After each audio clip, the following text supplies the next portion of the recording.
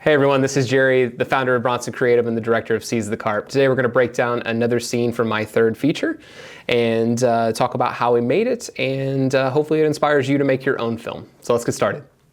So Seize the Carp was a completely improvised film, and this is one of the last days of filming when we were taking our original week.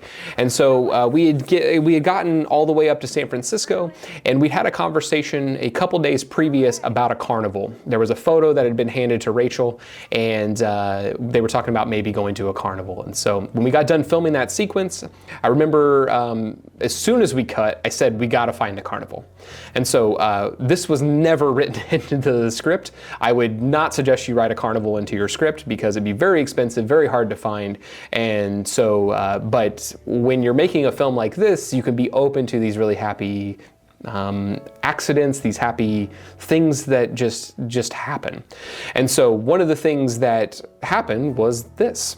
And so we ended up finding a carnival. It was like up in above San Francisco, about another hour and a half north of there. And so we decided that we were going to strip down the cinema package down to just the lens on our DSLR. And so that's what we have right now. And so we ended up doing that, and we were able to get on the slide. We were able to get on the swings. We were able to get on things. Nobody questions because they just thought we had a DSLR. And so when we were working on this, we said, well, what will this look like? And when we were able to get on here, once again, none of us really knew what the footage looks like. So this is all flashbacks that are shot on the digital Bolex. We talk about that in the opening sequence breakdown. If you haven't watched that, you can go check it out. But we wanted to show them as kids playing and having fun. So this was our kind of way of doing that, and also showing the loss. So you can see there was 3 kids running there. When we cut, there's just the 2 of them running. And so I really wanted to play with those aspects of it and try to see what aspects of visual storytelling could I implement to tell the same thing without any dialogue. So this whole sequence at the end, there's really no dialogue until the last couple of lines whenever we see young Casey, and he's drawing here in a second. You'll see that. But we also wanted to see what would happen if we just followed them around. I don't know what I would even write in a sequence like that. When we were filming it, I don't know what it's going to look like. I don't know how it's going to edit. I don't know any of these things. I'm just trying to be in the moment as a director, trusting that all of these things we've built up over the course of this film are going to play out. And so this is the final sequence.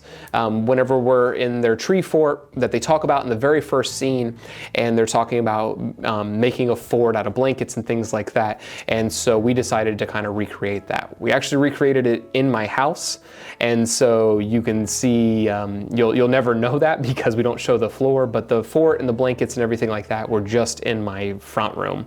And then we used a light that would do like a fireworks effect, so that's that kind of flashing that you see going on. But so this is the final sequence of Seize the Carp. If you checked out all the other ones, I really appreciate it. If you haven't, feel free to click around. All 3 of my feature films, you'll see these different videos breaking it down. If you haven't bought a copy of the film, then I urge you to check out bronsonCreative.us, pick up a physical copy, support real artists.